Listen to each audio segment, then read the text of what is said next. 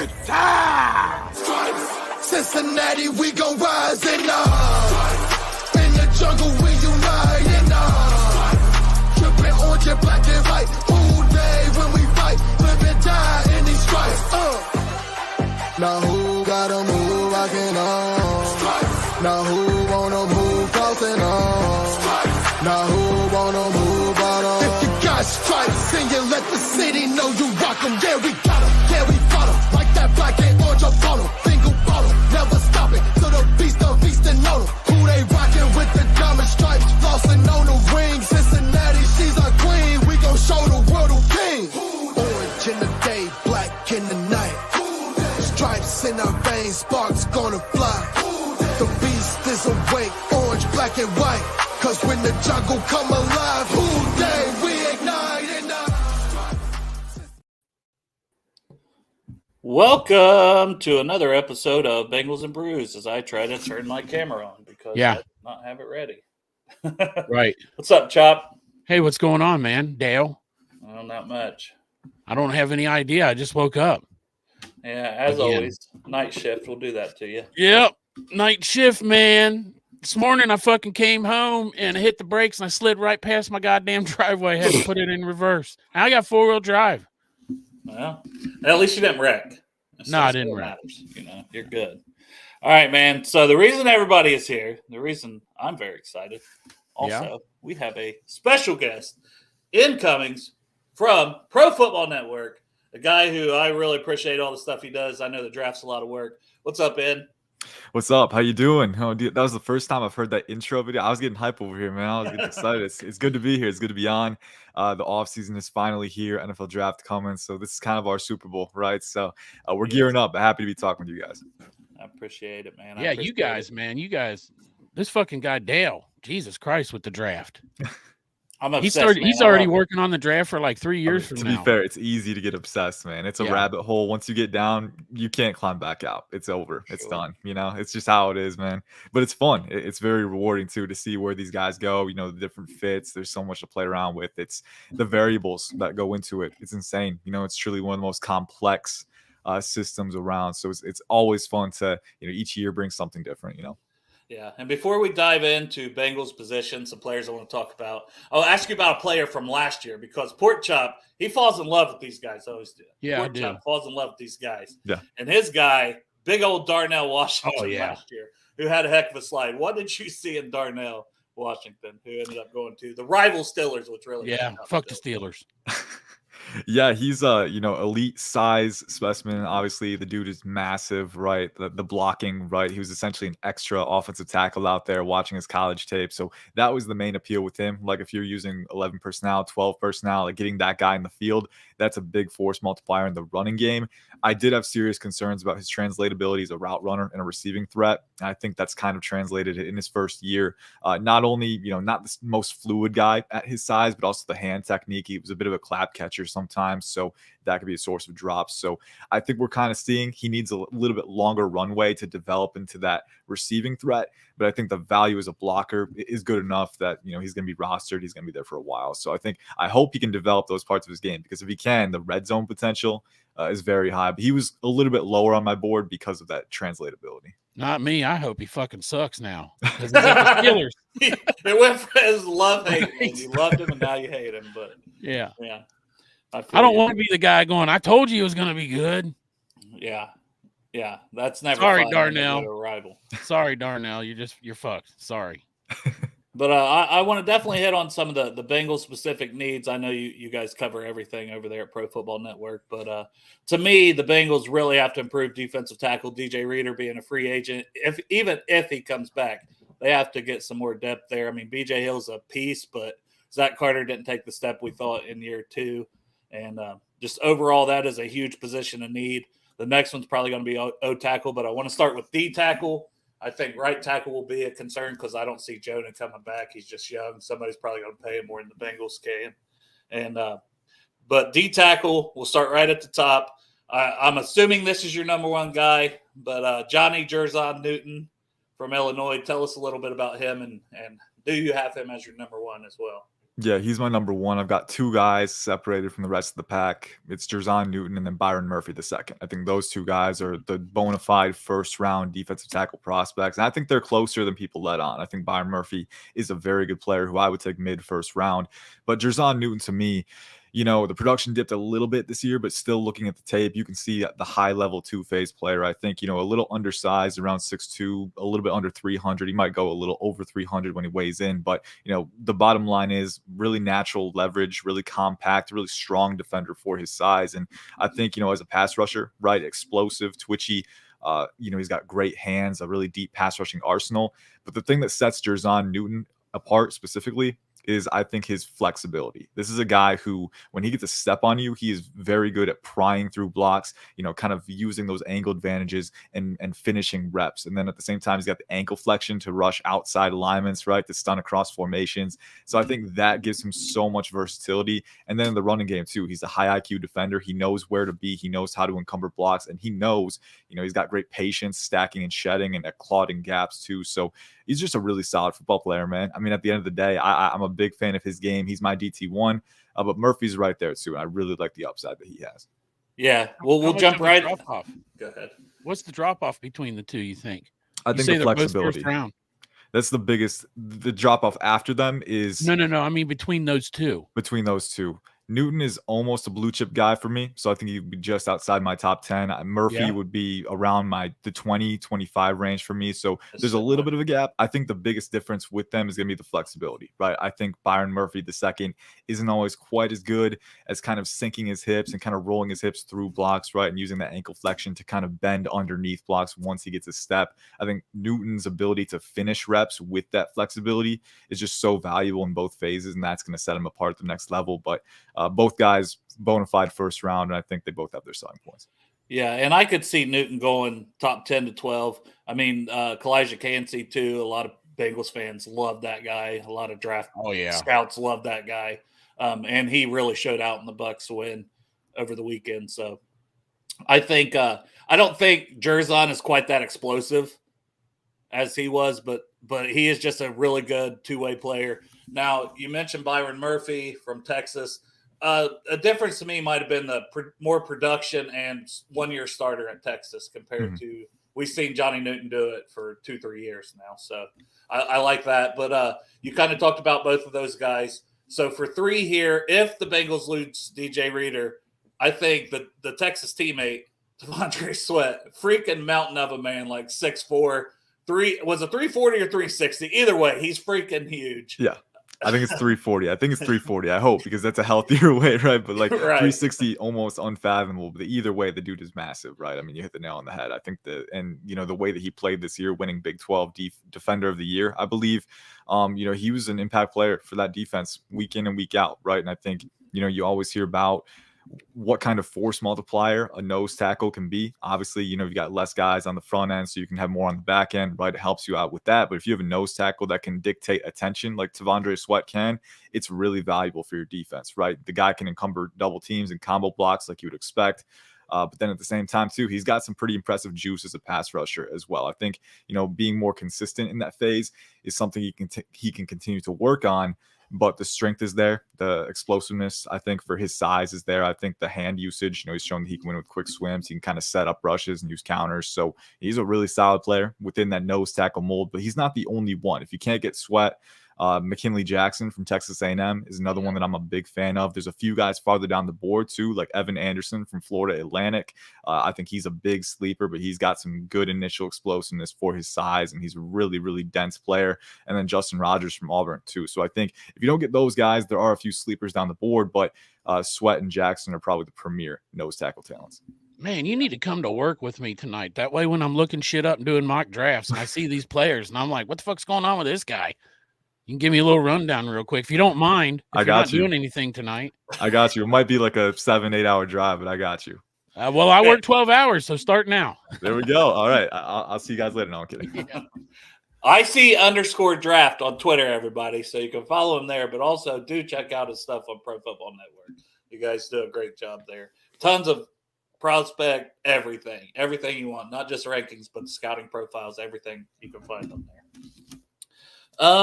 There was a couple guys I mean, there's tons of D tackles that we could talk about, but there's a couple more I wanted to talk about. A guy that I kind of ended up being higher on, that maybe I didn't have that high coming into this year, coming from a smaller school, was Braden Fisk. Came out of Western Michigan, transferred to Florida State.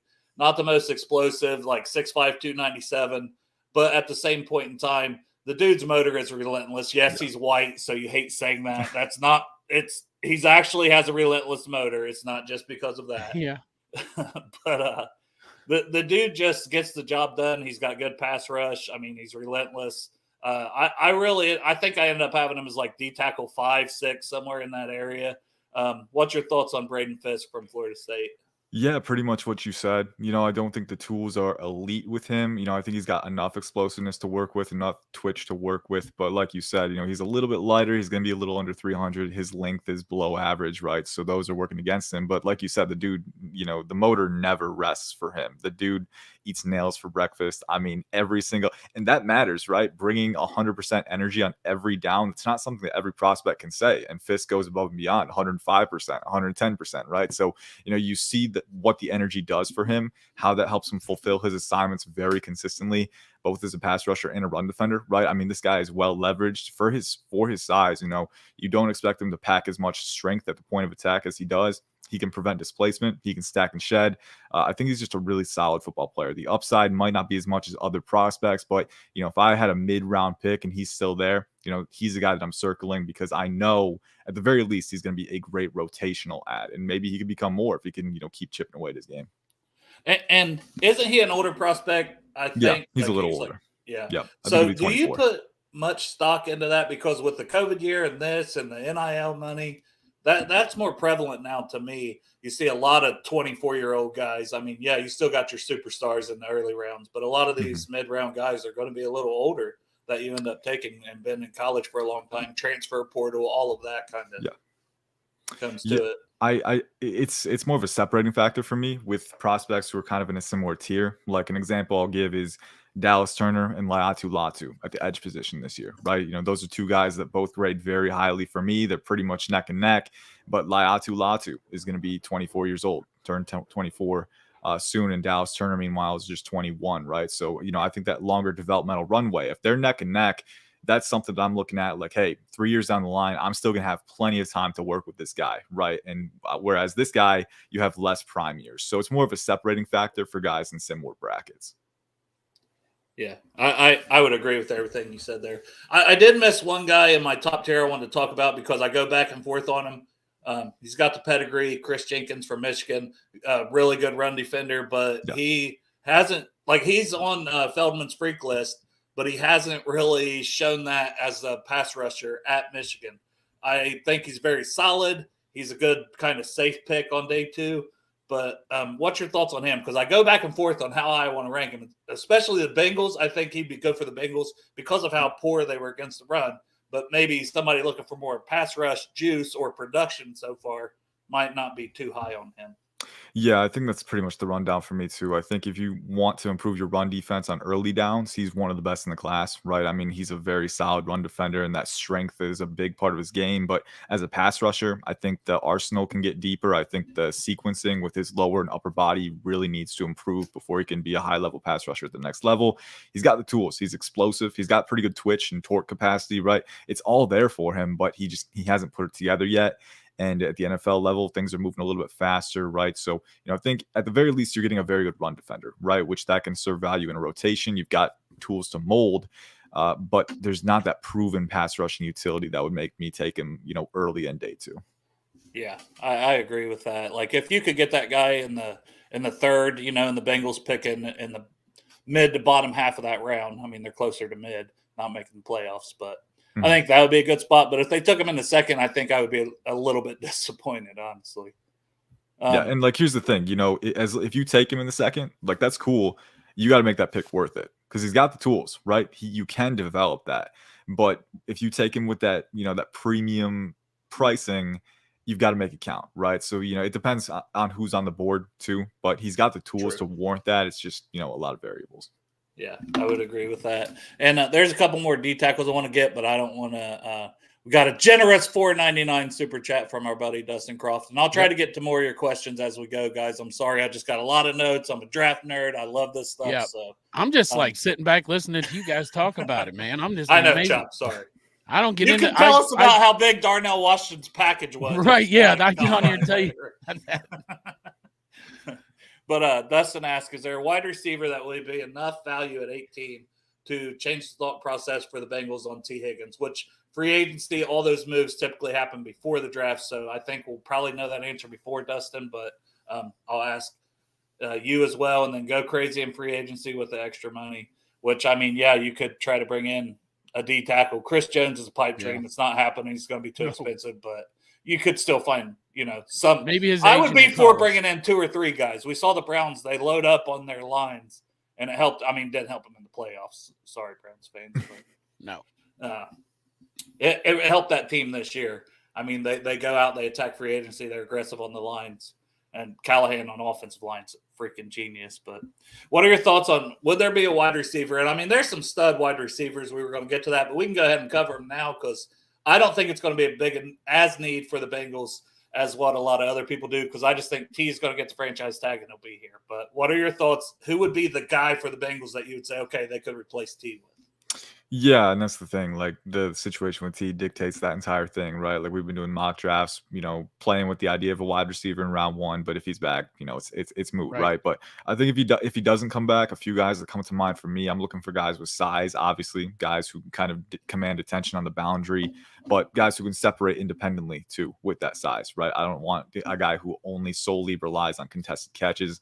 So if there's a player like Brian Thomas Jr. available. Oh, that's my guy. Yes. Yeah.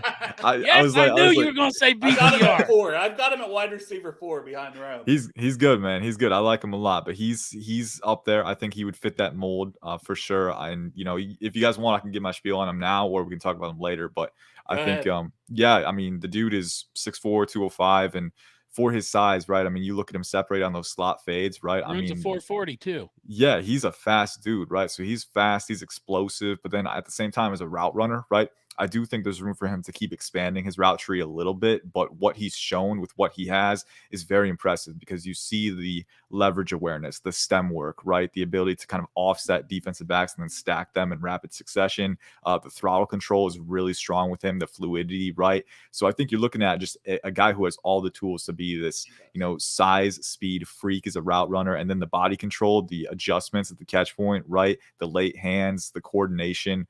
That's a big, really strong part of his game too. So I like him a lot. And I think, he's not a super proven rack threat, but there were times when we saw him get the ball in the lateral plane and he used his speed to do something with it. It surprised me. He was a little more, explosive in that element than I thought. I really didn't.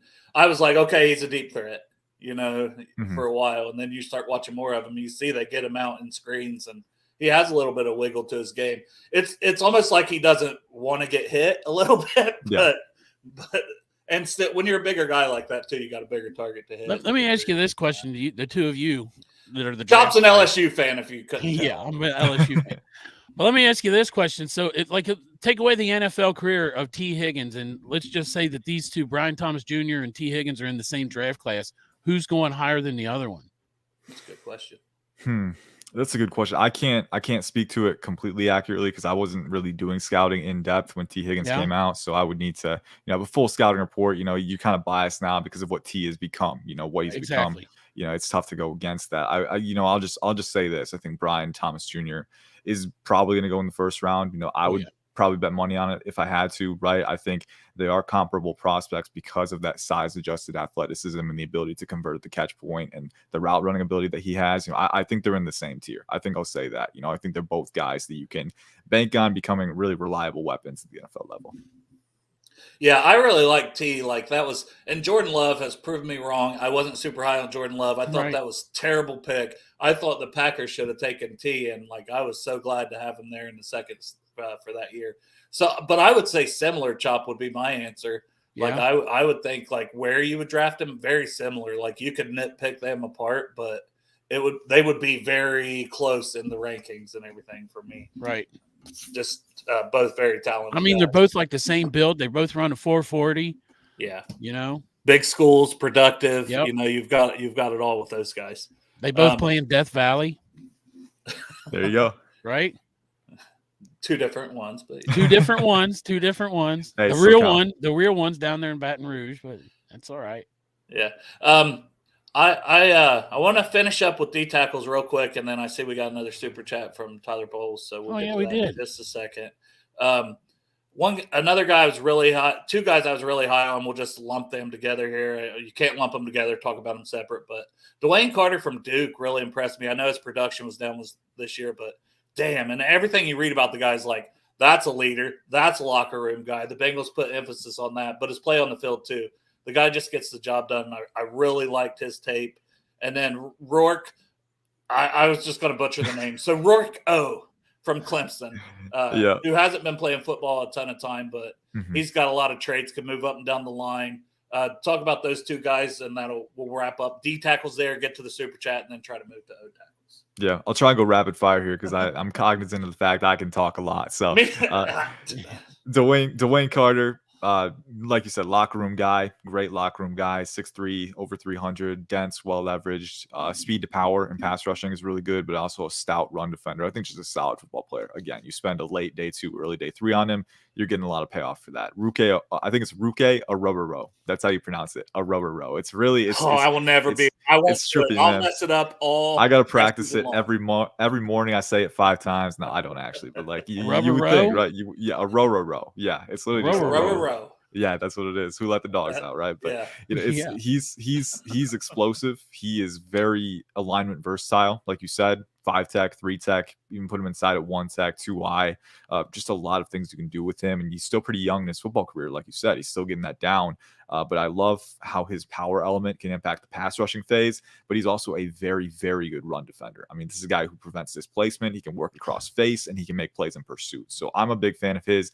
He's definitely a top 75 guy for me. No, it's not Rut-Row. Rut-Row. Rugby. Let's call him Scooby. There we go. Scooby. He comes to the Bengals. Your nickname's Scooby, all right, Rook? Sorry. That's it, man. We've already got your nickname. Right. Print the shirts, Chop. There you go. I'll get the shirt made. Dwayne Carter from Duke. Any thoughts on him? Yeah, I mentioned him before, but 6'3", over 300, like you said, locker room guy, speed to power is really good, really stout run defender. I think he's more. I think Aurora Rowe's ceiling is a little bit higher if we're comparing them 1-to-1, but I still think Carter does have a really good ceiling. I think mid-round, late day 2, early day 3, if you can get him in that range, you're getting a solid player. I agree. And Tyler, we'll get to your super chat now. Appreciate it, buddy. So for you, and what player at pick 18 fits the offense the most, position and scheme wise? And he said we could answer too, but nah, we're good. Right. We'll let him answer. He's a guest. We'll be here all off season. It depends on which position you're targeting. If you're going with wide receiver, I think Brian Thomas Jr., like we said, would make a lot of sense just because of you can line him up in the slot or the boundary, and that allows you to be flexible with Jamar Chase in turn, right? I think, having that flexibility is really good, and to be able to scheme him touches as well. I would like that pick, but I think like if Keon Coleman is there too, I also wouldn't be averse to that because I think he's another guy, he's got great physicality, contact balance is a rack threat. His ability to high point the football in 50-50 situations is very strong. He's got enough vertical speed, right? And he's a pretty solid route runner too. I think he can improve his consistency there, but you do see the fluidity, the targeted physicality, and the ability to manipulate leverage at stems, kind of work DBs into inoptimal positions. That is a really strong part of his game too. So I think those are the two guys that I think are most likely to be there and fit those parameters for the Bengals. The size, the route running upside and ability, and then just kind of the 3-level upside as well as a weapon in the offense.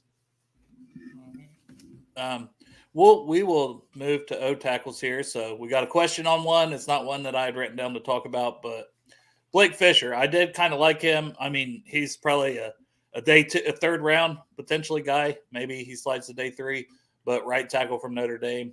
Do you think he can be a starter in the NFL? I think he can. I think, I remember doing my notes on him in the summer, and explosive, powerful, really physical, right? I think of the 2 tackles from Notre Dame in the summer, I really liked his power drive, along with Alts. I think Blake Fisher is very good at displacing defenders. Some things that he could have improved on heading into the year. balance against power as a pass protector, right? Sometimes his synergy, his footwork was a little choppy. I do think he improved that a little bit this year. Still something that he can continue to chip away at. But I do think you're getting a good athlete with enough power and strength. And he's improved his hand usage and synergy. So I think he can be a solid starter. I really do. I think, if those right tackles like Guyton, and I know Mims has played left and right. I think, some other guys in there too. If they're off the board, Fuaga, obviously, you got to get him early round 1 probably if you want to get him. So, if those guys are off the board, day 2, consolation prize, I think Fisher makes a lot of sense. Yeah, Fuaga is like my number 1 guy for the right tackle if we're replacing Jonah.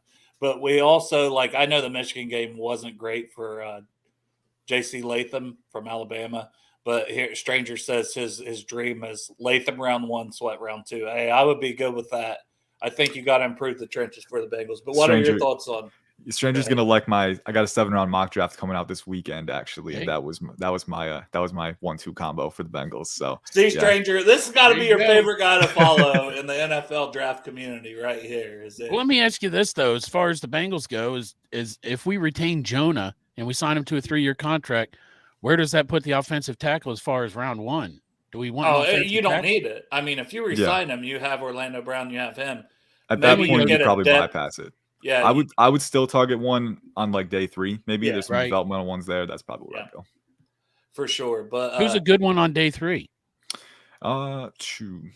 A couple ones that come to mind for me. Josiah Ezerim from Eastern Kentucky, actually, is one that I like a lot. I don't even know. So 6'6", around 320. He's actually a former defensive tackle, but he transitioned to offensive tackle, and I really liked some of the reps that I saw from him there. I think you got length, you've got power. I think he's at the East-West Shrine Bowl, so we'll get a chance to look at him there. But he's a fun one. I like him a lot. Roger Rosengarten from Washington was another one, but I think he's trending toward day 2 now. So I think you probably have to get him day 2.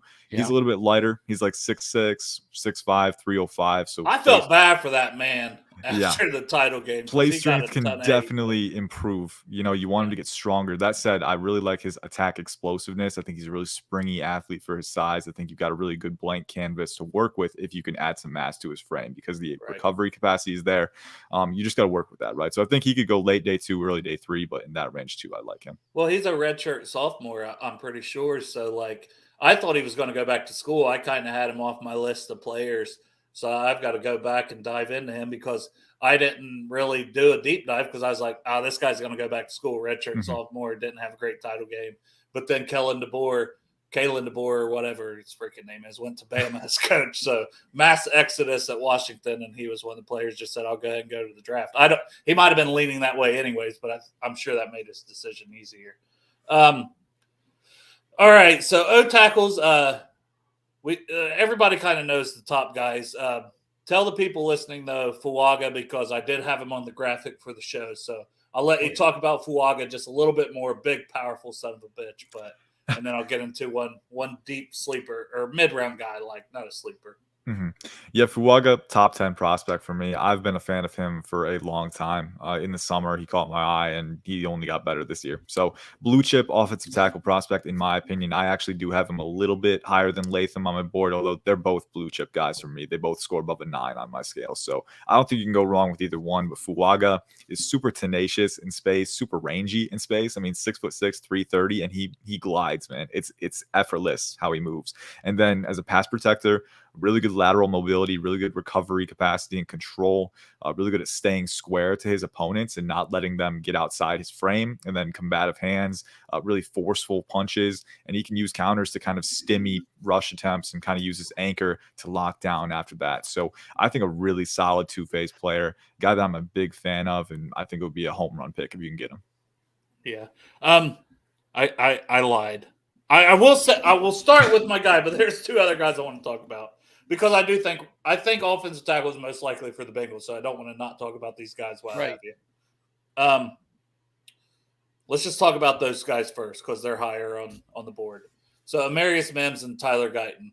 You kind of already brought their names up, but what are your thoughts? I know Mims doesn't have a lot of starts, but it's like, wow, look at that guy. But then Guyton as well, just an absolute freak of an athlete playing tackle. He's played right tackle at Oklahoma, but could easily slide over and play left tackle, I think, in the NFL. which is you don't always see that coming from college playing right tackle, but the guy has that much athleticism and upside.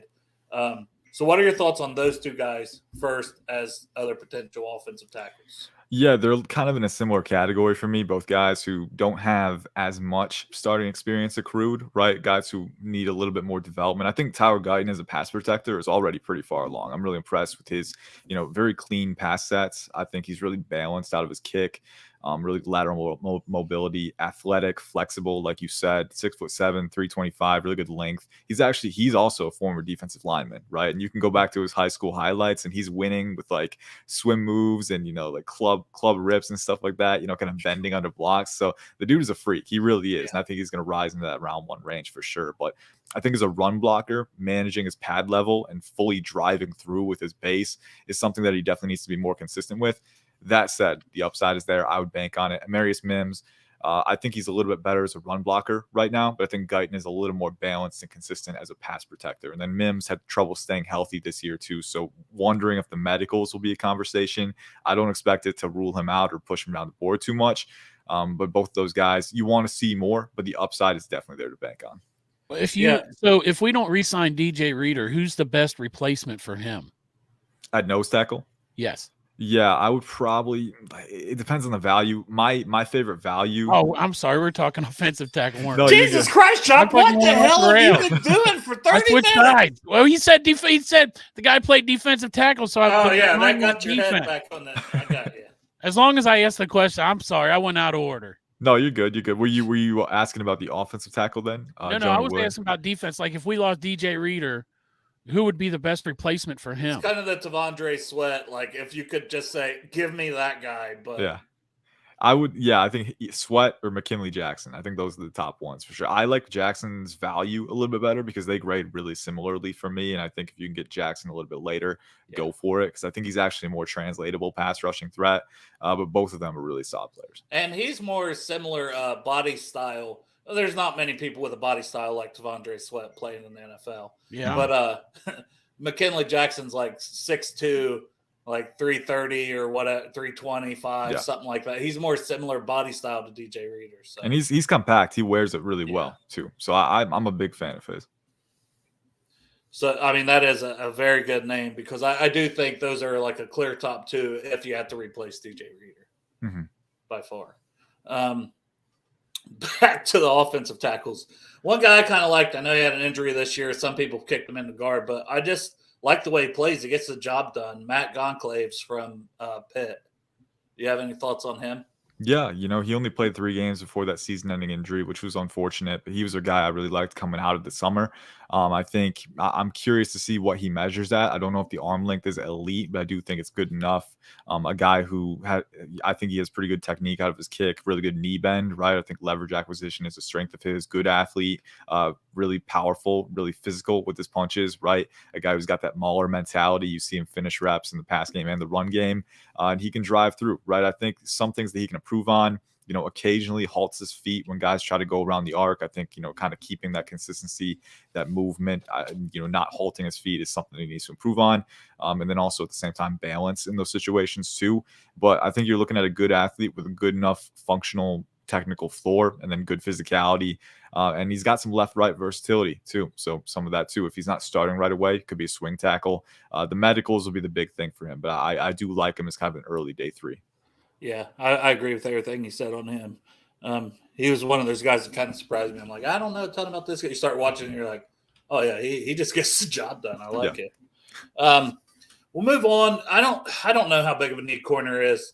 It's a need for the Bengals, but I don't know how big it is because DJ Turner, I mean, he had some struggles down the stretch, a lot of people, but he was a rookie. The Bengals didn't even used to play rookies at corner, for a long time. So then Cam Taylor-Britt's really good, but he got injured. You still have Mike Hilton in the slot. I think it's depth and its concerns. Maybe DJ Turner's future is as a slot guy. So it's forward thinking that corner could be a need. Plus the class overall is just stacked, in my opinion. Yeah. This is probably watching corner. What would you say is the most stacked class to start with? And then we'll get into a couple of the prospects. Like which position is the best? Yes, which position? Well, this year, wide receiver, I think, definitely takes the cake. I think just the amount of depth in the early round range, but I think corner is up there too. If we're going off corner, I think especially the nickel corner position, which is good for the Bengals. So Mike Hilton, his contract is expiring in 2025, I believe. So you got him for one more year. Yeah, if you need a guy like doing my mock, there were a few who went undrafted, right? So I think there's some quality guys you can maybe get in that late round undrafted range. And I think that depth is really going to be valuable for people. A lot of versatile DBs out there, but wide receiver definitely stands out. Offensive tackle, I would say, but I think it's stronger in the early rounds. I think it kind of falls off a little bit later on. So wide receiver, I think, is the strongest part for me. Yeah, and wide receiver the last few years, I mean, I think it's the college game in general, but that has been a huge thing that's just like these guys are ready to go. You get a difference maker. We are in a golden age of wide receiver play. And I don't know if it's going to end anytime soon because we got another really strong class coming up. So it's fun. It's fun. It's going to be exciting to see what teams can do with it. For sure. I don't want to talk too much about the top names. I mean, Terrion Arnold, Kool-Aid McKinstry, Nate Wiggins, Cooper DeJean, Kamari Lassiter, Enos Rakestraw is getting a lot of love, Quinyon Mitchell, TJ Tampa. But just of those names, who do you kind of have as your top guy right now? Terrion Arnold is my top CB. He's my CB1. He really improved over the course of the year. I mean, he was a young player early on. You could see that, but he really matured. And as he went on, just morphed into this dominant two-phase player, right? I mean, in coverage, super athletic, fluid, explosive, really good sinking capacity at the top of routes too. There's no hitch in his transition, the closing speed, the physicality, the ball skills, and then in run support. I mean, this dude is lights out. He will combat blocks. He will, kind of break through. He'll make tackles. He's the full package. He really is. And his teammate Kool-Aid McKinstry is right there as well. I think Arnold's a little bit better athlete, which is kind of the separator, but McKinstry is still a really technically sound corner with great physicality, great ball skills. After them, I got Nate Wiggins from Clemson. Big fan of him. Size, speed guy, ball skills, really good route recognition. Then I got Quinyon Mitchell, ball hawk, right? I think he had I think how many interceptions? It was like four. It was 4 in one game. Yeah, he had 4 in one game, and then he had like 45 pass deflections over the course of his entire career. Yeah. So the dude just makes plays, right? But he's explosive, really good. Ohio guy, Toledo for the listeners. I know that. Yep, Toledo. And then TJ Tampa, you mentioned him. I really like TJ Tampa. I did too. I think he's a potential round 1 guy. I'm a big fan of what he has to offer. CB1 profile, 6'2", 200. But watching his tape, man, he's not just a size speed guy. He is very fluid. He's very variable with his coverage technique. I mean, he can pedal. He can transition out of that pedal. He can kind of vary and use kick slides to match leverage and then kind of break out of that and enter phase. Explosive closer. Really improved in run support this year. And then he's a former wide receiver, so he can make plays at the catch point too. I think if the Bengals do decide they have a need at CB, I was a big fan of Cam Taylor-Britt heading out, so I'm very happy to see what he's become. I think DJ Turner, DJ Turner was a little bit lighter coming in, so I think there was going to be that acclimation period. I'm hoping another offseason can help him. But if they do decide they need a corner, TJ Tampa, man, I mean, I would very much like to see him in that scheme. I think the physicality, the traits that you're working with, it's very fun. I really liked him, and that was one that I wasn't like. He doesn't get talked about with that first group often. Rakestraw is already starting to get that love from a lot of the bigger name scout guys, but TJ Tampa, I'm like, everybody's just kind of like, you're second round. I'm with you. I think he could slide into the first round. I loved everything about that guy. Then another guy I watched, transferred from Bama, had a suspension. I don't know details of that. Moved to Oregon, Kyrie Jackson. He just seemed like a fun play. Like, he really seemed like he broke out this year at Oregon. What are your thoughts on him? Yeah, I think early day 3, I think you're looking at a guy that you can invest in. I think the Bengals, 2 things that they've really shown they like at corner usually. They showed it with Cheeto. They showed it with Cam Taylor-Britt. DJ Turner was maybe a little bit outside the mold, but usually they like guys who are long and physical. I think those are 2 of kind of their criteria.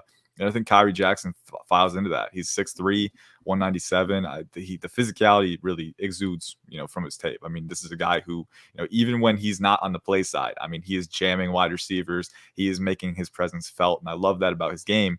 But he's also got pretty good foot speed, really good hinge fluidity for his size. You look at him transition 180 degrees out of press alignments, and he can do that. And he's got really good vertical speed as well. He's not the most fluid guy breaking on comebacks, right?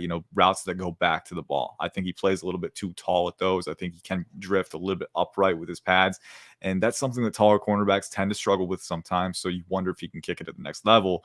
But I do think a really good size speed player, and he's got great physicality. He's flashed good ball skills too. So I think, there's a lot to work with there if you want to take him early day 3, I think. I like everything you said about him. He's definitely, but for anybody, if you're looking at the corner class in general, it's stacked, wide receiver stacked. I agree with both those things. Definitely check both of those classes out because they're fun. I'm just gonna say I don't think we go corner in round 1, but if we get a guy named Kool-Aid, if we get a guy named Kool-Aid, man, I'm down for that shit. Well, you're not getting him in the second. He already sold a jersey. It is safe to drink the Kool-Aid. I will confirm. Damn right. He's a very good player. He's a very good player. Oh yeah. Exactly. I mean, the shirts sell themselves, right? Exactly. Exactly. Yeah. Marketing machine, if he's even decent, and he's played very good at Alabama.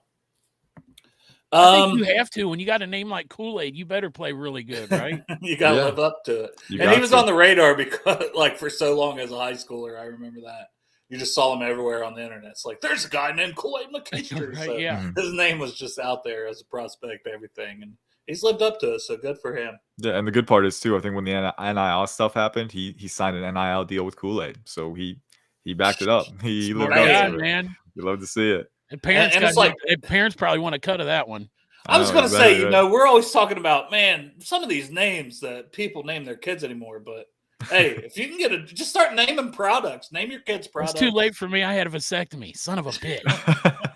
His real name is Quincy, actually, but I think his grandmother called him Kool-Aid when he was a kid, and it's like sauce. It just stuck. Yeah, it just stuck, and he's a CB, ice cold, right? It kind of fits, right? So it's fun. It's fun. Yeah, and I didn't know that wasn't all over Buffalo Wild Wings commercials. They don't even call the refs anymore. It's just commercials of sauce now. So. Yeah, right. Yeah. The money just prints itself with those guys. Tight ends. Everybody expected the Bengals to take one. Last year, it didn't happen. That class, I would say, was a damn good tight end class. You don't see it very often. This one, not so good. But at the top, I mean, I literally have a Brock Bowers tier and then a Jatavion Sanders tier. And then, honestly, after that, you could really start mixing guys. What are your thoughts overall on the tight end class and just any of those? The two top guys we'll start with. Yeah. I mean, Bowers, I won't say too much because, I mean, first off, everyone knows he's incredible. And also, I don't know if he'll be there for the Bengals pick, but the dude is super versatile. He's a weapon. I don't like to call him a tight end. He's a weapon, explosive, rack threat, bird of prey at the catch point, right? He can do everything you want. He's a blue chip tight end prospect. Big fan of his for sure. Jatavion Sanders is kind of that big slot hybrid, right? He can work up the seam. I really like his explosiveness too. I think he's got great catching instincts, the rack physicality, the contact balance for sure. The route running can improve a little bit, but again, a weapon who you can scheme touches early on and he'll make the most of it. Ben Sinnott from Kansas State is a guy that I really like. He's very versatile. I think, the league is trending towards those guys who, he'll get billed as a fullback, right, at sometimes, but, he can play H-back, but he can play in the slot too. He can play from stacked alignments. He can play inline, and he can win as a route runner one-on-one. I think he's a very good route runner with great nuance, great footwork efficiency and spatial awareness. He's got great hands over the middle of the field. He's a good enough athlete. I'm a big fan of Sinnott. I think he's going to be a really good pro. And then there's a few other. I saw the comment, Jaheim Bell, right? Another very versatile player. I like him a lot. Like, I see him going 5th round a lot, and I'm like, you just can't find guys with his athleticism that can play the tight end. Now, he does have drops and different things. I think the tricky part is going to be where he fits in because there are drops at times. He's not a super detailed route runner right now. You're really investing in the physical profile that's there. Like you said, 6'3", 230, super explosive. I mean, that's your guide, Chop. Yeah, I think he sometimes pulls his shirt up, so. Right. Let me ask you this, though. So the thing was that they said after the draft last year that if Dalton Kincaid was on the board, then the Bengals would have taken Dalton Kincaid. So out of the tight ends that are available in this draft, who is more fits the mold of Dalton Kincaid? Gosh. Probably Brock Bowers, I think. That would be the top one for me. Just because, like, the Bills talking about it after the class, they said when we have Kincaid on the field, we're not doing 12 personnel. It's more like 1 and 1.5, right? Because Kincaid can be that big slot wide receiver weapon, right? You know, he's got that fluidity and Bowers versatility is as a route runner. amplified. And I think, exactly. I think Bowers is that amplified, right? So I think that's kind of what you're looking at there. If there's any guys later on, I saw Jared Wiley on the show sheet, and I think he could be a little bit discount version of that. I think Jared Wiley is pretty underrated in this class. I think he's a really versatile player. I think a really fluid athlete. And you see that control and his fluidity with his route running, right? Well, he'll kind of lull DBs into a sense of security and then explode into space. He's got really good hands too. So I think if you're looking for a discount version, the versatility, the big slot kind of utility, I think Jared Wiley is another option. Yeah, he's fun, and his size is incredible. You wouldn't think he could move, and he would have the speed that he does. So and some people he's undrafted on the consensus. I think on NFL mock draft database, and it's he's a fringe top 100 guy for me. I mean, he's he's going up. I think the Senior Bowl, because he'll be at the Senior Bowl. I think that's going to be a really good opportunity for him. So definitely keep eyes on him. Eric All, who transferred from Michigan, then was at Iowa. I mean, you could never go wrong going to Iowa to play tight end for a year. So what are your thoughts on him? Because he was kind of my other guy that's not getting the love that I think maybe through the process works his way up. So I think good size. I think good physicality. The injuries are going to be a concern. I think, we're going to see how the medicals check out for him. And that could be a variable that pushes him down a bit. We'll see. Because I remember he dealt with some at Michigan too. But, again, a guy who I think is a pretty solid route runner, right? I think he's got a good route tree over the middle of the field, and he's a really strong pass catcher over the middle of the field, tough against contact, really strong hands, pretty good rack threat too. So I think the explosiveness, the athleticism is there. The biggest thing is going to be medicals, right? If he can check through that, I think he could be a really good value option on day 3. I love it, man. And we already hit wide receivers, but I had a couple more names to talk, but I'm not even going to worry about that. I just want to mention one late round guy to get your thoughts on. Malik Washington, who transferred to Virginia, 5'8", man. He's fun. He's fun to watch. Huge production this season at Virginia. What are your thoughts on him, and how high could he potentially go with his size limitations? Yeah, you say day 3, and I have him a little bit higher. I have him close to that top 100 threshold, kind of with Wiley. I think he's kind of right on that boundary. I really like Malik Washington. I think, again, enough explosiveness, enough juice for sure. But he's burly, man. He's 5'8", but he's probably around 200, right? So you'd love to see that play strength. And I remember looking back to his days at Northwestern, right? You could see this was a guy who was kind of limited by his passing offense. He was really doing a good job as a separator, pretty nuanced route runner, good speed into stems. And then at Virginia, he was just a target funnel, man. I mean, quick slants, digs, taking balls over the middle of the field, making guys miss after the catch, showing that physicality, right? I think he's a really good 3-level option at his size. And I'm hoping that we get to see him kind of tear guys up in one-on-one at the Senior Bowl, because I do think he has the traits to show out. I love it. In the wide receiver class, it does. You get nitpicking from literally, it's so talented. Your top 25, you could start moving guys into the day 2. And a lot of guys, I mean, there'll be a ton that go. There is every year, wide receiver and corner, and the classes are good for that again. So it'll happen again. But I want to get a couple running backs, even though I don't know if the Bengals will take that. That would probably be if Joe Mixon doesn't come back, which is up in the air right now. Who knows? He's on the last year of his deal either way. Chase Brown showed some flashes. But just a couple guys I liked outside the obvious names at the top, there is no top really for running backs. I think everybody's board is going to be different. But a couple guys I like that I wouldn't say are top 2 or 3, but I still like them a lot is Ray Davis, Kentucky, a little older prospect. He was huge this year, transfer guy. And then Will Shipley, thinner frame, but man, he is so electric. So just tell me about those 2 guys at running back. Yeah, Ray Davis is one I need to watch a little bit more of in the lead up to the Senior Bowl, so I'm hoping to get some time to watch him next week. But from what I've seen, pretty dense, well-leveraged runner, right around 5'9", 5'10", but well over 200.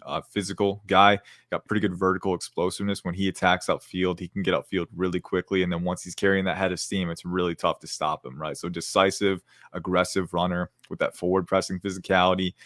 There's always going to be a place for those guys in the modern NFL, in the NFL, regardless of how much modernization there is, because you need to be able to run the ball, right? You need to be able to play ball control offense. And I think Ray Davis really fits that. Will Shipley has been one of my favorite running back prospects for a while. 5'11", 210, right? So not elite mass, but enough mass, pretty compact, right? I think the main selling point with him is he's such a fluid route runner. He's such a fluid runner. That to me is his biggest selling point.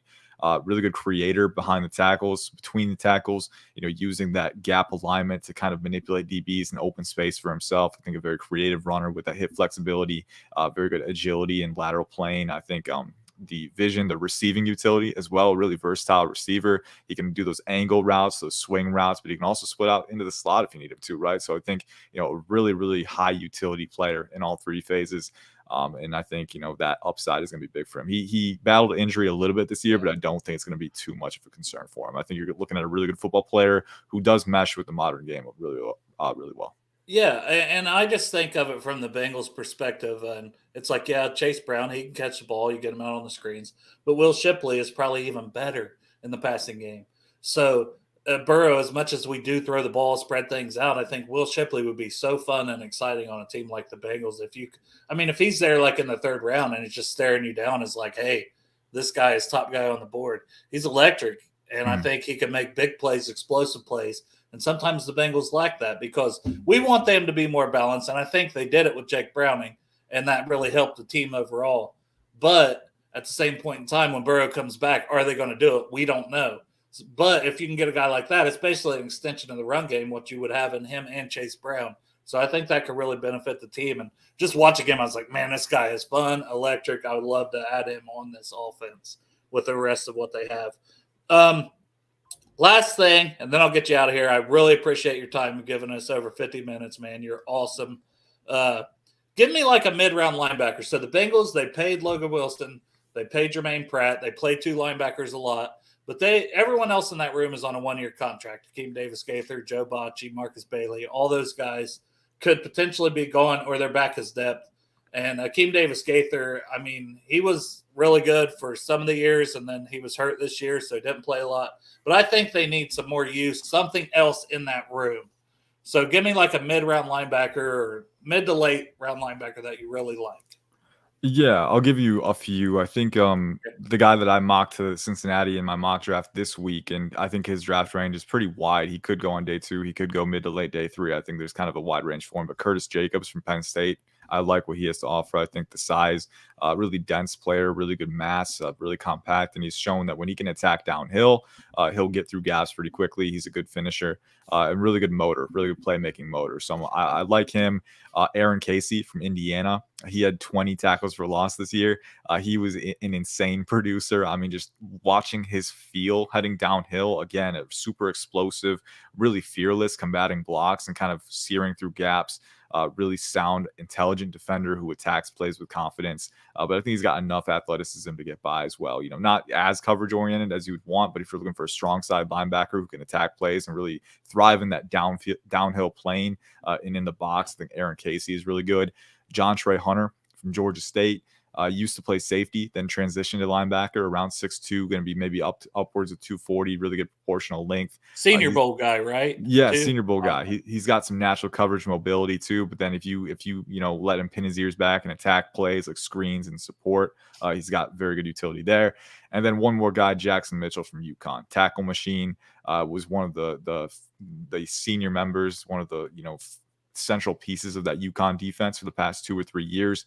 Really good tackler, really good finisher. Again, flows through gaps very well, instinctive, and enough athleticism to get by. I think if you're looking for guys on day 3 or in the middle rounds, those names are some of the ones that stand out.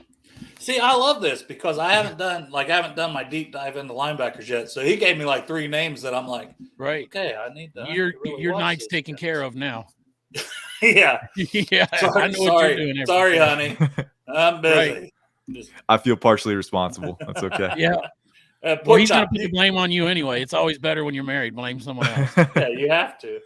Pork chop. You got anything else? Yeah, I do. I got one. I got one question. It's not Bengals related. You sit here and look pretty. Thank you. There's 2 positions on the Bengals I don't think we can upgrade, really, to be honest, if we keep T, and that's wide receiver. What the hell happened there? What do you have to lose? I didn't do anything. What the hell? I say, do you want to ask a question? I swear to God, I didn't going off on your screen. What was that? I was like, is this his birthday or something? What's going on here? You did it, right? I didn't do anything. Shut up. I swear. I didn't do anything. That is Anyway. priceless. That's fucked up, man. I'm clipping that. My That question one's is going on not Twitter. related to the Bengals Next. because there's Okay. no way that we're taking a quarterback in the first round. Mhm. But please, God, tell me, because I'm fucking homer for LSU. This is LSU. But why the fuck is Jaden Daniel? Why are these two quarterbacks, Williams and Drake? Tell me why they're better than Jaden Daniels, who had the best fucking year in last year out of the three of them. Drake May's not to me. Now, I think Jay Daniels should be in that top 3 conversation with them. I think he's a lot closer to them than he is to, say, Bo Nix and Michael Penix. I think there's a gap there for sure. I think what we're going to see is those top 2 guys probably maybe a little bit separated, but still, I think you're looking at that top 3 of being the most likely in the top 5. Now, I look at those QB prospects. I have Drake May QB1. Actually, I have Caleb Williams slightly below him at QB2, and then Jaden Daniels at QB3. I think they're all very good QB prospects. For me, Drake May has the best combination of physical talent and operational utility. I think being 6'4", 230, I think he's a very good athlete for his size, very good runner, really good agility, change of direction. You see that in the pocket and outside the pocket. But when he gets outside too, I really like the arm talent. I think that's probably the biggest separator when you look at May and Williams in regards to Daniels. Daniels has a good arm, right? I think he has good arm strength. I think he has good velocity drive. Do I think he has the angle freedom and the velocity drive with that angle freedom that Williams may have? I don't think he's quite at that level, right? And that can be a separator. I think you look at Drake May, this is a guy who can throw sidearm releases, right? He's got really all-encompassing angle freedom. He can maintain that velocity while adjusting those throwing windows, right? That's a really, really, really powerful trait to have, and Williams has it as well. I think that high-level arm talent is something that it's kind of unique to them in this class. I think Penix has it too, but Penix comes with some other issues like medical red flags. The mechanics are kind of wonky sometimes. So, I think Drake May, for me, is very, very talented. And then he's also, you watch the film, right? The decision making, there can be lapses at times, but overall, I think you're looking at a guy who's a very strong processor, a guy who is willing to take risks, can anticipate windows and throw guys open, and also use his shoulder alignment to manipulate DBs into clearing windows for him, right? Using that control. That was something I saw with CJ Stroud when he was coming out, right? A guy who can use his shoulder alignment to manipulate DBs into kind of freezing. And then, you watch his front foot, like his shoulders are a little bit to the right, but his front foot is already where he wants to go. So he's using that and kind of controlling the field with his mechanics. And you see Drake May do that too, and then capitalize with his elite arm talent. So that's why I'm so high on him. That's why I'm so willing to bank on that. And then Caleb Williams, I think he can improve in structure a little bit more, improve at taking what's given and not creating unnecessary chaos. Yeah, you don't have to be a hero every play. Yeah, exactly. Yeah. I mean, if you're playing with the USC defense on the other side, giving up 50 points, maybe you do have to be, right? He did have to. You're right. Exactly. But I think, I think he will improve at that. And I think the creation capacity for him is near unmatched in this class. I think him and Daniels are different types of creators. I think Daniels is a little more free. Daniels is a freak athlete, man. I mean, he's probably the best athlete in the class. I mean, the lateral agility, the explosiveness, the speed, he's top tier. But Caleb Williams is a little bit stronger, I think, against contact. And that shows up. And then Caleb Williams' change of direction is absurd as well. But then I think Williams, the ability to maintain, remain that threat as a thrower off script, right? I think what he brings in that phase is unmatched, right? So I think, you kind of weigh the pros and cons. I think they're all very good prospects, but that's kind of my thought process and why I have them how I do. Yeah, I went full circle. I had all 3 of those guys at number 1 for a while. It was Caleb Williams at first. Then it was Drake May. Then I was like, Jaden Daniels coming off this season, and maybe the pro. And then I'm all the way back to Caleb Williams at 1. Like he's just too good. He's too much of a natural talent, arm talent, everything. I think there's arguments for all of them. I really do. Right. And you'll see this with me. The more you talk to me, I'm notorious for sitting on the fence. It's bad. Like sometimes I just need to make a decision. Draft thing, though. It's a draft thing. For rankings, you have to, but it's the truth. Exactly. My primary function, fit, opportunity, it all matters. Exactly. My primary function is, I think being able to communicate these opinions, right? And also acknowledging that there's a lot I don't know and there's a lot I can't predict, right? It's a crapshoot at the end of the day. So the best you can do is communicate that, right? But, I think there's arguments for all of them. I think they're all very good QB prospects, and it's a good problem to have if you're kind of in play to get one of those guys. Yeah, for sure, man. I just hope that Daniels doesn't go to anywhere in the AFC. Let that fucker play in the NFC. Specifically, too. Yes. Specifically to the north. Please, God, no. Pittsburgh. Do not go to Pittsburgh. Fuck that. I don't want to see If he does, though, then fuck that guy. Yeah, he's done. You're done with him, right? Reassurance. I don't think he's getting out of the top 5. So I think I don't think think we'll so. be. I think it'll be Well, safe there. Somebody could trade up though. Somebody could make a trade. Yeah, they'd have to give up a lot, especially Pittsburgh setting at 20. Would have and the to thing give is, too, the top 3 teams on the board: Chicago, Washington, New England. They're all QB needy. So I think there's a really likely possibility where it's those 3 off the board. 1, 2, well, 3. That's what I said. Is Chicago? I think that they got a chance to turn everything around if in the first round they can grab Jaden Daniels and Malik Neighbors. Right there, you got continuity. You got 2 players. That would be scary. I think they automatically win that division. Right? Yeah, and him and DJ Moore on the same offense. I mean, talk about rack. Talk about run after catch, man. I mean, that would be. Yeah. I would pay money to see that. And then the things you can do with Jaden Daniels as a runner, right? I mean, there's so many different possibilities, and that's what makes it so fun. But Malik Neighbors, I don't know if what are they at 9? Chicago's at 9. I don't know if he'll get to 9. Like that's him and Marv are both in any class. 1A, 1B. That's the conversation real quick because the wide receivers, right? This class is so fun because like Marvin Harrison Jr. is my wide receiver 1, right? I mean, obviously you have to. The conversation always shifts to Malik Neighbors would be wide receiver 1 without MHJ. Roma Dunze would be wide receiver 1 without these guys, right? So this class is unique. You got like 3 bona fide true wide receiver. We didn't even talk about guys like Troy Franklin. I love him good. From Oregon. Yeah, Troy Franklin. Xavier Worley is fun from Texas. Yeah, I like him a lot. From Texas. Who's the one in Washington too? Because I see him mocked up. There's 3 of them. There's Jalen Polk. There's Jalen McMillan. Like it's stacked. It is stacked. You've got to check out the wide receiver class because it's fun to watch wide receivers, anyways, right? So everybody should check them out. Hey, thank you. And maybe we can get you back a little closer to the draft or something if you have time, but I know you're going to be very busy, man. Oh, anytime you want to hop on, man. We beat the draft to death. We did. Going up to it. But, I love it, man. I love it. Stay in touch. Let me know. I'll always be happy to come on with you guys. Hey, thanks, man. Thank you. Appreciate it, Ian. Yes, sir. You take care.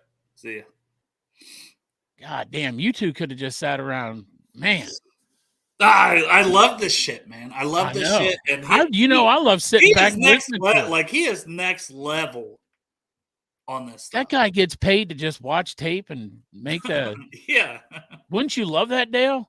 That's your fucking dream job, isn't it? Just sit around, watch tape. Fucking. I drink too much. I actually don't. I've actually they got a no drinking clause there at PFN. You can't drink while you're grading. I only drink when I do this show anymore. Yeah, right. Literally. When I'm down here, I'm like, I'm out of the house. I appreciate it because I'm sitting here and I'm just like, God, everybody's like, man, that motherfucker drinks all the time. I only drink when I do the show. Yeah. Well, it's called Bengals and Brews, and somebody's got to have the brew because I got to go. Yeah, no one else drinks on here anymore. Yeah, you got off work, you can drink. I got to go in. They frown on that nursing when you come in a little bit drunk. I try to get Derek or somebody to hop on. I mean, shit. Jerome, anybody, Tyler, anybody want to hop on? Because Chop's got to get ready for work, and I kind of wanted to preview the playoffs, but I hate to end this. Oh, Jerome's here. Hey, Jerome. I can't just sit on this one by myself, though. Although you could probably just go off on tangents and talk about different draft prospects. Just the whole at time. At least until midnight. At least till midnight. You guys got till midnight? Tyler says he wants to jump on. Well, there's a link. If anybody wants to hop in and ask questions, I will say I do have to take a fucking piss. / check on my dog. My dick might freeze off in this weather. Why? What's the temperature outside? It's not as cold as it was earlier in the week, but my dick's already small chop, so. Oh, dude. We'll probably peel. I was going to say I know, but I don't know. Yeah. I can say I can relate. Hey, I'll tell you what, though, but the fucker works, right? Yeah. Works for me. Hey, you got a couple minutes while I pee? Well, hopefully someone's hopping in here. Anybody in the chat want to hop on, talk draft prospects? Let's do it. I've been watching so much tape. I've lost my mind, and I don't want to go in, even though it's like negative 20 degrees in this garage. Chop, I'll be right back. Tell the people an entertaining story. An entertaining story? I don't have any entertaining stories. People could ask me something in the chat, and then I could answer that. We'll start with Amsterdam and then ask them questions in the chat as hopefully some people hop in. I'll be right back. Amsterdam's a good place to go. As a matter of fact, it's the only time I've been out of the country. I am thinking about getting another passport, and I did look up how much airfare was to Amsterdam. But I don't know if it's worth that just to go over there and get laid. You know what I mean? Scooby-Doo, Bangle Brothers, Hooday Paul. So, but anyway, though, if you are going to Amsterdam, I wouldn't mind going. And the other thing is, though, if you want to get your passport ready, the reason I want to get my passport ready is because we play Carolina this year. And Carolina's, I think they're playing overseas, maybe in Germany this year. So I wouldn't mind going over there and checking those guys out. Although, I think last year they got like 60,000 seats in that stadium, and they had like some ungodly amount of ASAP as soon as possible. It doesn't look like it's going to happen out in Vegas because I'm not going out there. But one day, Matt, hookers and four locos. The fuck was I going to say? I don't know. But I don't know if they got hookers in New Orleans, but we'll be there next year because the Super Bowl and the Bengals, Baton Rouge, Joe Burrow, Jamar Chase, and did you get Are you talking about hookers? Yeah, Matt come on here and was asking about hookers. Where's this thing here? Here we go. Hashtag hookers. When's it happening? And Amsterdam, that was part of my trip. I had to convince Greg. He was watching the show. I convinced Greg to hop on. Greg's watching? Yeah. Oh, gee, we both keep trying. Oh, my God. We tried to bring Tyler on 3 different times. On, off. Tyler, how come you ain't at work? You're always working. I got off early today. You got them Dale vibes going, man, with no sleeves. Yeah, man. That's the whole vibe. I love it. Yeah. I'm not having no sleeves in this. No. Tyler's not in your garage. Is he? No. Okay. In Huntington, West Virginia. Shoveling snow this morning at work, so that was pretty fun. Oh, yeah, that's a good time. They let you guys out because of the weather, or you just said, F this, I'm going home? Nah, my relief came in, so I thought I was going to have to stay the whole day, though. Glad I didn't. Yeah, it was just a matter of who could make it in. Yeah, I was the only one that could get there this morning.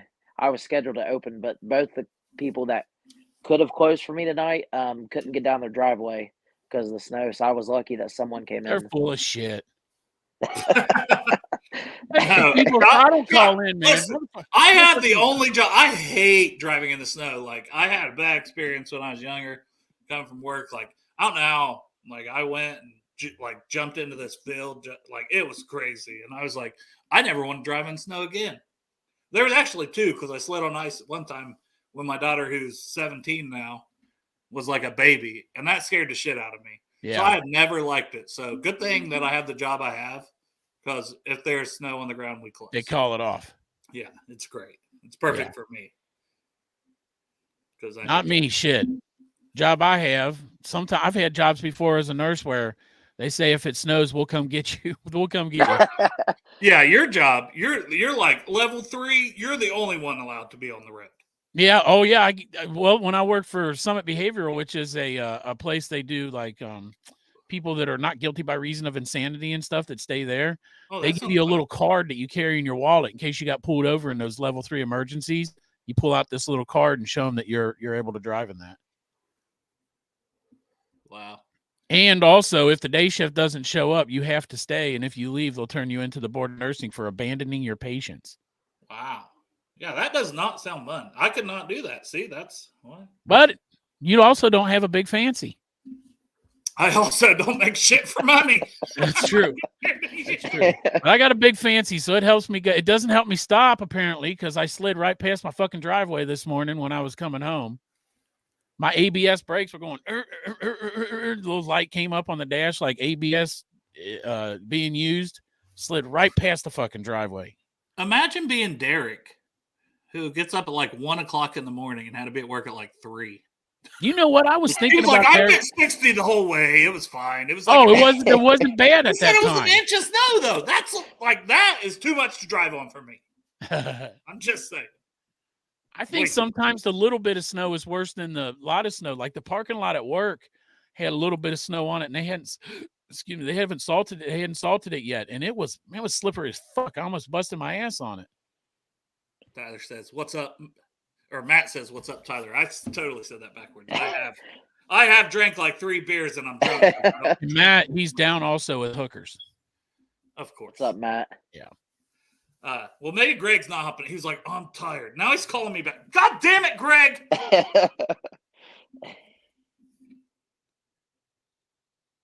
Well, go ahead, Tyler. Who's your Greg, what's your number one position? What? Where are you? Uh-oh.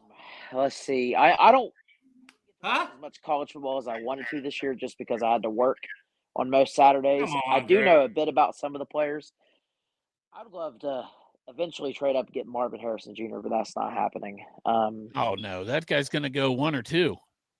Not Maybe 3. Mims, but I feel like we should take that Guyton, that offensive tackle, at the 18th pick. Definitely got to restock up on the trenches, both offense and defense, but we got to start with the offensive line. Yeah, Guyton's a guy who originally in this process, I'm like, 2nd round, that would be great. Get me the deep tackle in the 1st and Guyton in the 2nd, and I'm ready to go. And then I'm like, Guyton's probably not making it to our pick in the 2nd. He's just too much of an athletic freak. I just don't see how we can pick Mims with only 7 starts. I mean, obviously we could use some depth, like Jackson Carman, he's got to go, but Yeah. I feel like Guyton could jump in and make an immediate impact where Jackson Carman couldn't. Chop, do you need to go? Yeah, what'd Greg say? Sorry. Well, he said, "I'm sorry, I was shoveling snow. I'm just so tired." BSG, bullshit Greg. Bullshit Greg, that's Bullshit it. Greg. BSG. Print the shirt. BSG.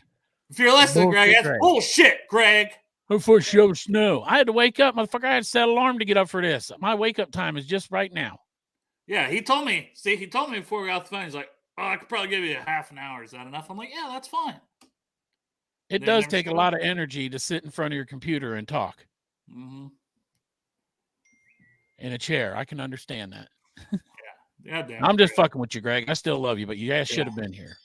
Yeah, But I poor do Matt. have to. Look at Matt. I do. Were you up at 2 this morning, Greg? I was. 2 shoveling snow at 1:30. Yeah. I woke up at 3:30, shoveling snow at 4:30, but I also went to bed at midnight. So that was how my morning went. Ugh. Greg sent us a video where he's in his fucking tractor shoveling snow, and he's got this like picture up front. He's got like outside of his tractor There was in the no front. snow. And there's like fucking maybe a 1/4 inch of snow. Like it's just barely covering the ground. He pans around himself and he goes, "Snow." And then it cuts it off. I was like, "What snow?" I didn't see it. Yeah. But it did snow after that. So he probably needed to lay down that salt and make sure everybody was safe. And for no reason, because that school probably got called off anyway. Chop, are you mad at me? Because I did not let you talk for like an hour. Dude, I was just loving sitting back and listening to I thought, man, I should be taking fucking notes and writing these names down because I'm not gonna remember that shit. I got like fucking my brain looks like Swiss cheese. You know, with the big hole Agreed. Swiss cheese, not the little hole Swiss cheese, the big holes Hey, from fucking it up in my 20s. But sitting back and listening to you, I swear to God, I could just watch you two talk draft and these prospects the whole time. well, I mean, was the super questions I excited. had, I did get the answer, and then I even got to fucking throw it off the rails like I always do. You know, when you guys are talking OT, I go DT. Yeah, that's so you couldn't keep up. Yeah. Hey, if it was rally, Greg would come on. Yeah. Damn. I was going to ask him, I Dale, couldn't see before I go, though, because this name stuck out to me last night when I was looking at mock drafts and stuff, is the guy has an elite name, Chop Robinson Chop from Penn Robinson. State. Yeah. I can't even say his first name either, so I'm glad he has a nickname. Yeah. It's like DEMI. Yeah. Demonia. Yeah. Chop. Des Moines. Chop. I don't Des know. Moines? Is that how you say it? I'm not Yeah. sure. Sounds good to me, but it's Chop. What's up, fellas? What Look, up? Derek shows up. He's up, driving Derek? home in this weather, and he I still know. shows up. He still shows up. He's Yeah. tired. You worked all day, didn't you, Derek? Yeah. You're tired, aren't you? Yeah, pretty much. Well, thanks for being part of the show. Yeah, We I appreciate you. Didn't keep you Little- from popping in. Yeah, a little You're late. not. I You're didn't- not. I didn't see You're not the text earlier BS D, the bullshit Derek. Anyway, now that Derek's here, Tyler's here to keep you company. I apologize, Dale, but I'm going to go get ready for work. Chop, 100%. You told me before you need to get off here at 4:30. It's 4:45. I know. What? No, I'm you gotta hurry up. You can't jack off in the shower this time. I know. I'm going to have to go to work and probably figure out some kind. I can take a shit break or something and do it then. Probably around 3 in the morning. If anybody's wondering what I'm doing at 3 in the morning. Number 3. That's the time I'll be waking up in the morning, Chops. That's the time I'll be whacking off in the morning. Yeah. You'll be waking up, I'll be whacking off. Yep. Similar. Yeah. And getting paid for it. Get paid. Similar spelling, but that's about it. Yep. All right, fellas. I love you. Hooday. Love you, Chop. Love you, brother. All right, Derek, I know you want to talk playoff previews. Tyler, hop in here too, which I thank you, Tyler, for doing that. Oh, no problem. Yeah, absolutely. I'm sorry I didn't see your text fast enough. I'm almost home now, but we can talk a little bit for a minute. I don't have the schedule in front of me. Who's the first game? Do you guys know offhand? Is it Texans Ravens? Texans Ravens is the first game. Yep.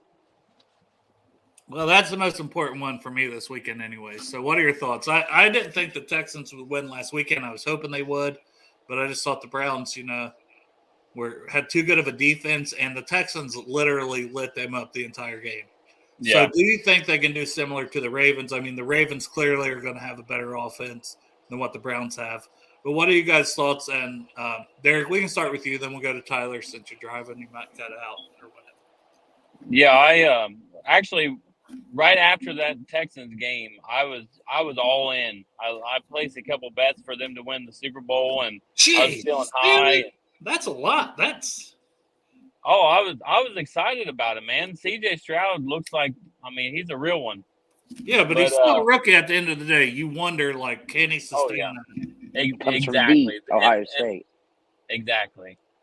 And honestly, the longer throughout the week it got, I started having second thoughts, and I'm like, man, you forget how good this Ravens team is because you haven't seen it. You didn't see him last week, and realistically, you didn't see him week 18 either. So they're definitely going to have a huge test this week. And do I think they can do it? Yes.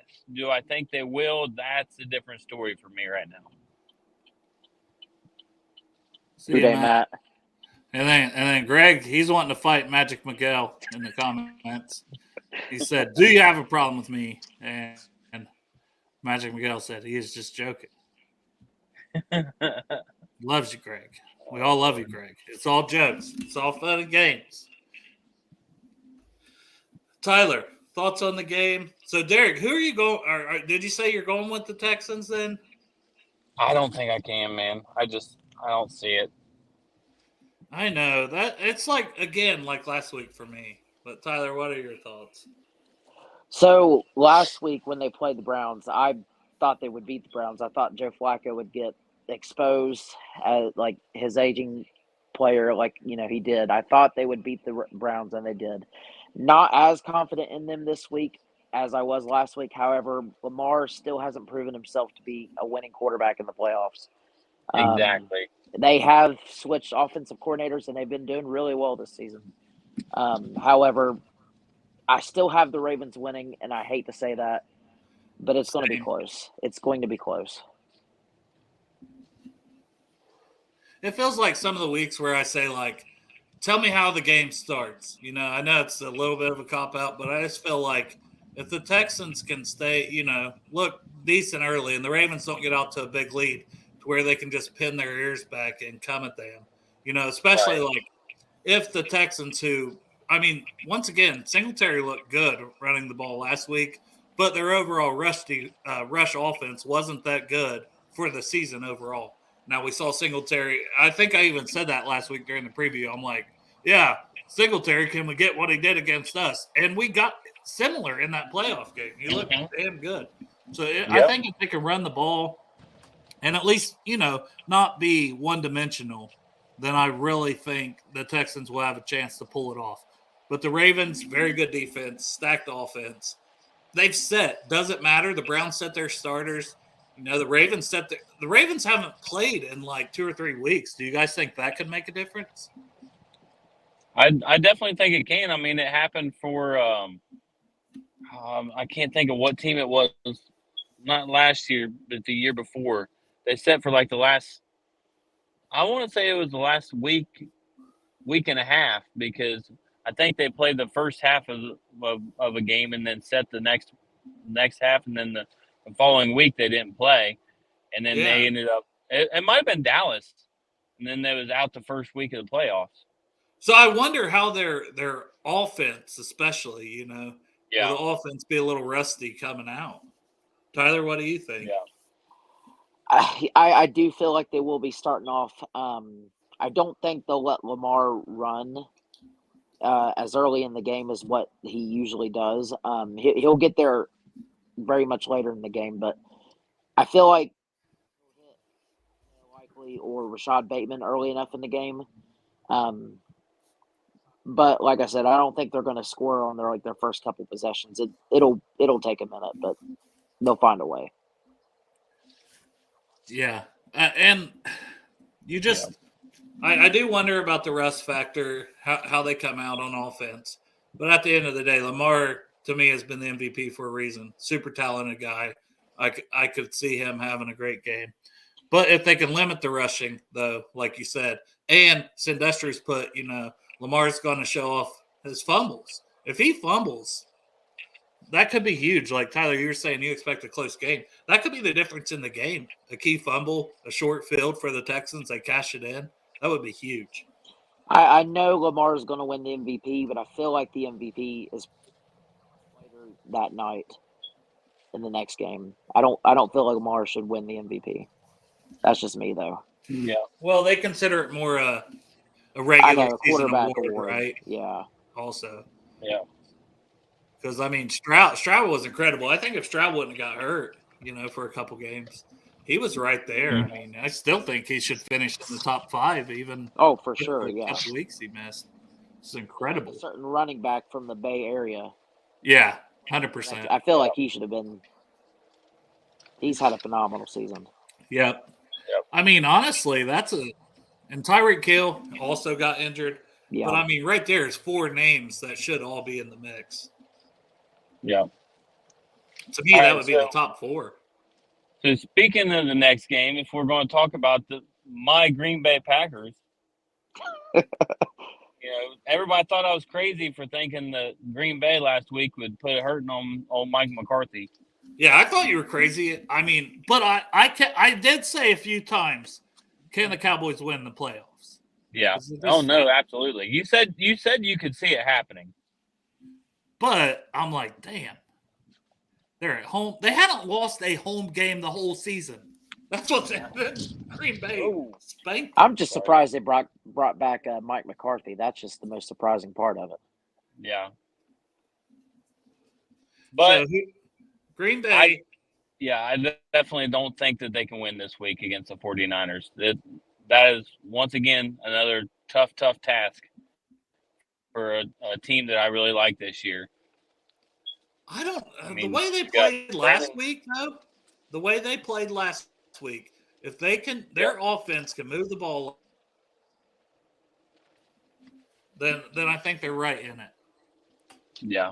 And like Pete Prisco says, if you can block them, you can beat them, talking about the 49ers. So, I mean, Green Bay's offensive line has been playing a lot better as of late, and I think that's what it's going to come down to. Like you said, if you can stop their pass rush, I think Green Bay has a shot. I don't see, with the offensive weapons that San Fran has, Brandon Ayuk has really freaking come on this year. He looks phenomenal. You also got Deebo Samuel. You got to worry about George Kittle.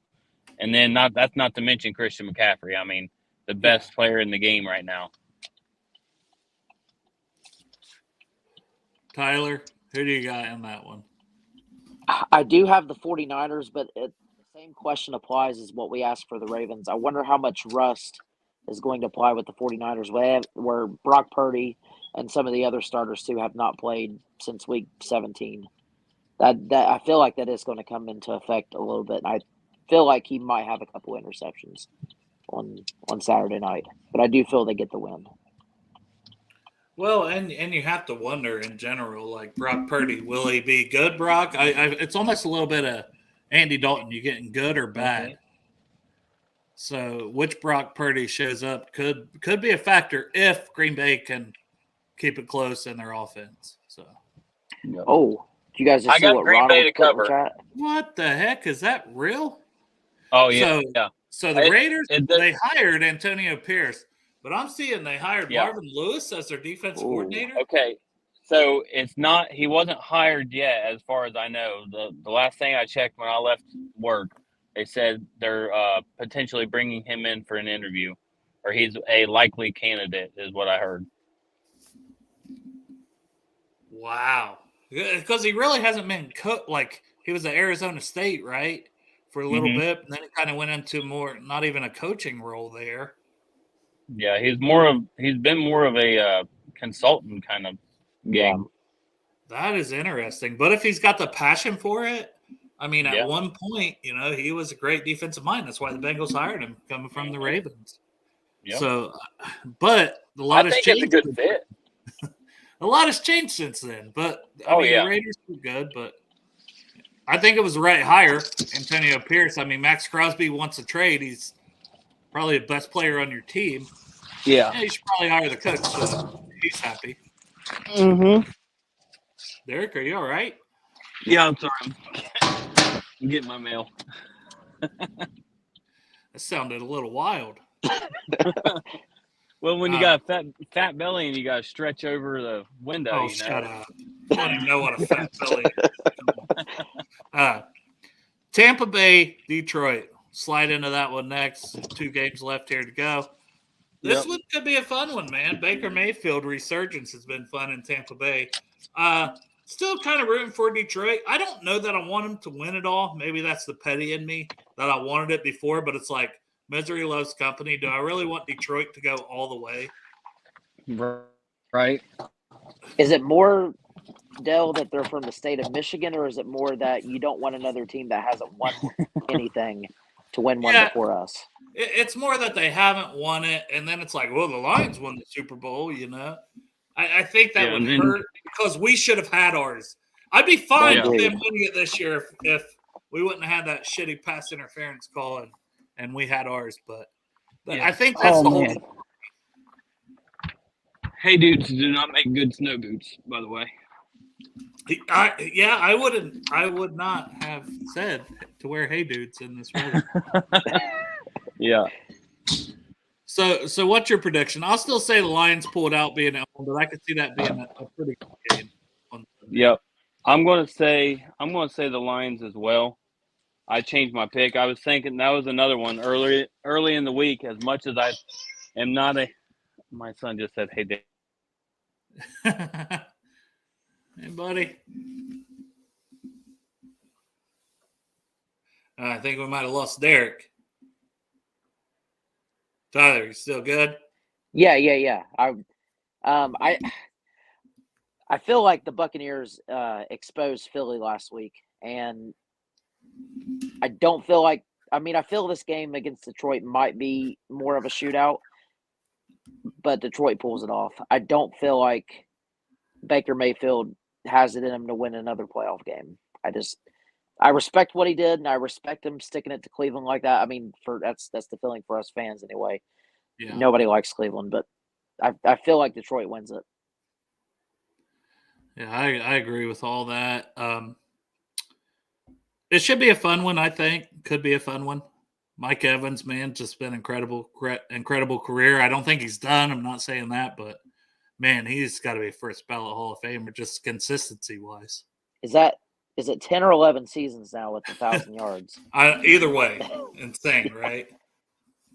It's insane. And then maybe Derek will hop back in, but if not, still want to cover this last one. So Kansas City, Buffalo, that's an interesting one. Kansas City, obviously, you can't count them out. Playoff success, Super Bowls, Pat Mahomes, quarterback, referees, clearly. But Buffalo, Josh Allen, Buffalo at home, another snow game. I mean, Kansas City's used to playing in the cold too. I don't think that'll be a huge factor as far as which team has the advantage. I just wonder if Kansas City will not be so stubborn to try to throw the ball as much. Because if they run the ball, I think they'll be right in this game. Because they have a good running game. Isaiah Pacheco is a great running back, and he's having success when they do it. It helps that whole team. But Pat Mahomes, Andy Reid, they love to throw the ball too. So I think it comes down to will they stay balanced? I'm looking for a good game in that one, but I'm going to lean with the holding team, the Bills. But this is one that would not surprise me whatsoever if the Chiefs win it for all the reasons we mentioned. You know, if they can get their run game going. Their defense, second-ranked defense in the NFL, so defense has really helped them a lot and stepped up this year. Hasn't been the offense that we're used to. Kelsey hasn't been the same as we're used to. But overall, I do think that the Bills pull it out, but the Chiefs, if they won, if you said the Chiefs beat the Bills, I would not be a bit surprised. What are your feelings on that game? It's going to be a close game, but I feel like maybe like 33-30, that type of range. Like it's going to be a shootout. The only way I feel if the Chiefs win is if they get that one call with like 30 seconds left and puts them in field goal range. I feel like that's the only way they win. But Josh Allen and the Bills, they've been on fire. What were they, like 6-6? Came back to win the whole division. They took and off. Now, they have been playing lights out. And even last weekend against Pittsburgh, they, for the most part, they played really, I think, a solid 3.5 quarters of football, and they pulled out that win, and they'll win again. Yeah, and I think Sandustrious has a good point. If Allen, even it doesn't have to be 0 picks, but if he doesn't throw 2 or 3, if he, one maybe you can live with, or one turnover, we'll say, because he also fumbles the ball quite a bit historically when he takes off running, trying to, do a little too much at times. So one turnover maybe they can live with, but if they have multiple turnovers and the Chiefs can cash in, and the Chiefs, can they score in the red zone and when they're on their side of the field? Because they've had to settle for a lot of field goals against us, and they had to settle for a lot of field goals last week against Miami. So if they can get touchdowns instead of field goals, then the Chiefs, I think, will be right in it / have a chance to win. But if they're settling for field goals against Buffalo, I think Buffalo wins. Oh, yeah, for sure. And I know Travis Kelce, I think he got close to 1,000 yards this year, but we could obviously never count him out. But they do got a playmaker I feel like would be a top maybe 20 receiver in the league next year in Rashee Rice. He's been balling out this season. Stud. Like, they're become their, like, deep threat, like, everything that they've needed, because none of their receivers have stepped up since Tyreek's been gone. And he's been what they needed more. So, I mean, I wouldn't be surprised if he goes over 100 yards, torches, Elam or whoever's guarding him in the game. Wouldn't be surprised at all. Yeah, that's true. And Elam had been inactive a lot. And then, last week he didn't have a good play. Then he came back with a pick. So, yeah, it will be interesting if he has to play an extended role. I don't know if the guy they traded for is back, or Rasul Douglas. I don't know if he's back or not, but that could be a big key in that game, because if they're having to count on Elam, he hasn't lived up to that first round pick status that he had. And I'm pretty sure, if I remember correctly, didn't the punter for the Bills get injured last week? I don't know. Come back in the game. That would be something I'd have to look up on. I want to say he got hurt and came back in the game, but he only punted once after he came back in. Yeah, that could make a difference in a tight game. I mean, we saw it with us against Kansas City last year in Kansas City. One bad punt can really cost you, because they do have some fast, speedy guys that are usually their returners along with that receiver. So that'll be good, man. Hey, Tyler, I appreciate you hopping in, man. This is clutch. I really appreciate it. I know you're tired. You worked today. But I wanted to give a little playoff preview, and you come in clutch, and I really appreciate that, brother. Hey, thanks for having me, man. I'd be happy to do this anytime that I'm off, that I'm not working. Yeah. F you guys, I'm just not going to make money. No. You work first, but if you're home, I got you, man. Shoot, yeah. I mean, the snow, like, it was pretty bad this morning, but I got 2 kids and a feel wife you. that need it. So Absolutely, brother. All right, man. I appreciate your time. Appreciate everybody for tuning in. This was a fun show, man. I love talking draft, and then NFL playoffs are still going, so I wanted to get that in with being our only show this week. So appreciate you all. And Tyler, appreciate you hopping in, man. Hoo day, baby.